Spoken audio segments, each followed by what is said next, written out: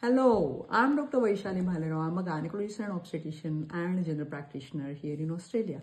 Today, we are going to talk about female urinary incontinence, and Varsha is going to ask me questions about it. Hi, Varsha. Hi. So, what is this urinary incontinence?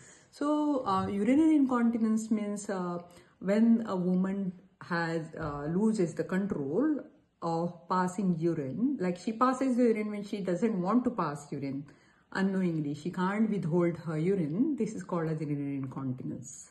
Okay. What is pelvic floor tone? So- And is it related to this? So urinary incontinence happens more in women compared to males. Of course, males also can suffer from it, especially later part of age. Women do get urinary incontinence after childbirth, after menopause, and later part of the age, of course, of the life. So what happens is that the female urethra, as I had said in previous video, is a very small, it's very short, not small, short, 4 centimeters. And it is supported by a pelvic musculature. That means the muscles in your pelvis. They usually are, they are set in such a way that they hold the urethra properly. And when the abdominal pressure increases, the pelvic musculature, it becomes tight and it pulls the urethra in such a way that even if the bladder pressure increases with abdominal pressure, the urine doesn't leak. When the pelvic floor becomes weak, then pelvic floor cannot pull that urethra properly, and increase in the bladder pressure increases the bladder, increase in abdominal pressure increases the bladder pressure, and then the urine gets leaked out of the bladder outside when it is unintentional. Yeah, so before going ahead with pelvic floor tone, I want to know whether there are different types of urinary incontinence. Yes, so I was going to tell you that what I said just now, the urinary incontinence because of increase in pressure, it's called as stress urinary incontinence. So this is one type. The other type is urge incontinence, and there can be a mixture of both urge and stress urinary incontinence. So in what happens, I'll be telling you about both the incontinence. So stress urinary incontinence, as I said, that when the musculature becomes weak, when the angle of the urethra changes, or there are certain other things, when it changes, then the urine starts leaking. When the abdominal pressure increases, the urine is leaked out. That is called as stress incontinence. Whereas urge incontinence is that urethra, the pelvic musculature is all right, but what happens is that when woman gets idea or urge to pass urine, whether the bladder is full or not, the bladder wants to pass urine, and a woman can't withhold urine, and then the urine leaks out from the bladder outside, causing wetness. So these are the two types, and then there can be a combination of stress and urge incontinence as well.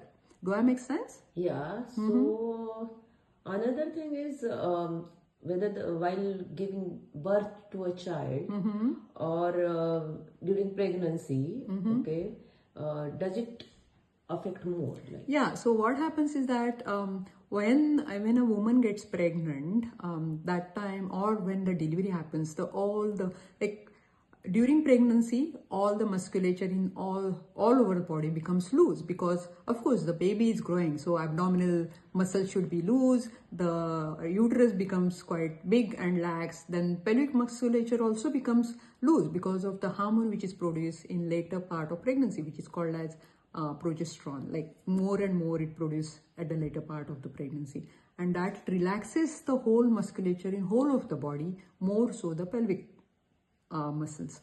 During delivery, what happens is that the pelvic muscles become more lax and they get injured because the baby comes out of that. So women who have got normal birth, normal deliveries, their musculature gets more injured.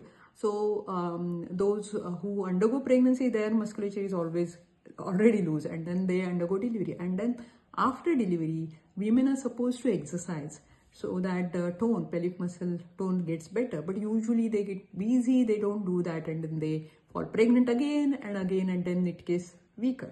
So this is one part, and then of course at later part the muscles become weak because whole body muscles become weak if we don't keep working on it. So that's what happens. Okay. So what are other reasons, like what are other lifestyle habits which contributes to poor pelvic floor too? Yeah.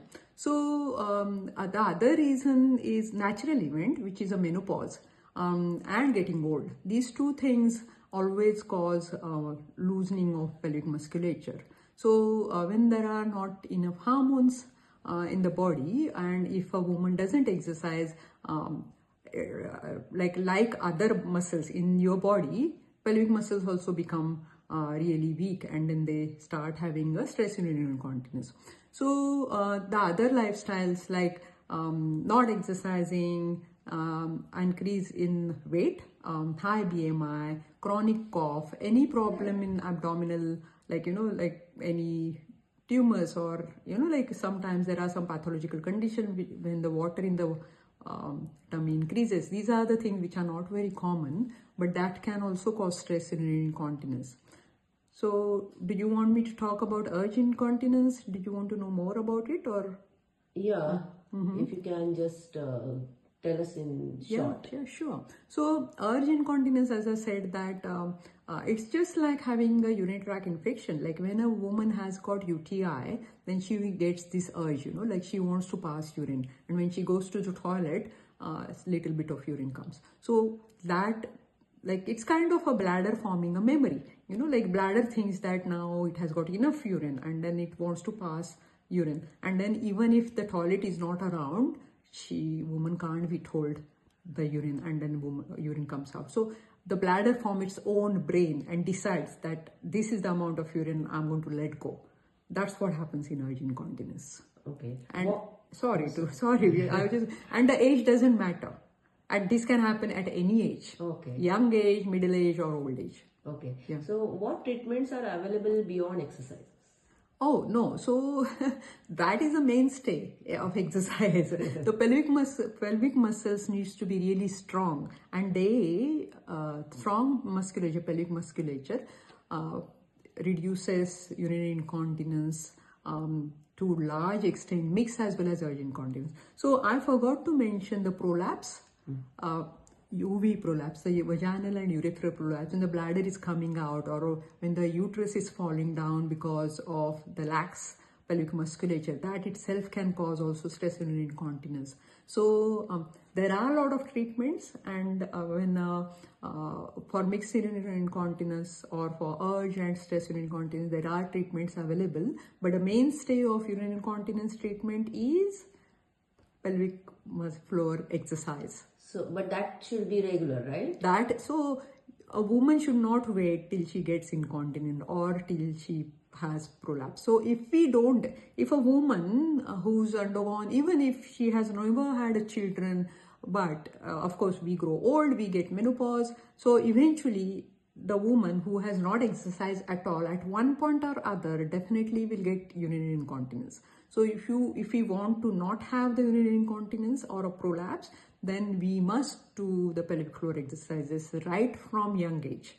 Okay, prevention is always better than treatment. Okay. And the last question is, can intimate skin dryness worsens irritation caused by leakage? Yes. So actually speaking, the dryness or vulval, irritation or itching can cause urinary incontinence also, like a urge incontinence. Okay. And I think we will talk about more how we can prevent and how to do pelvic floor exercises in next video.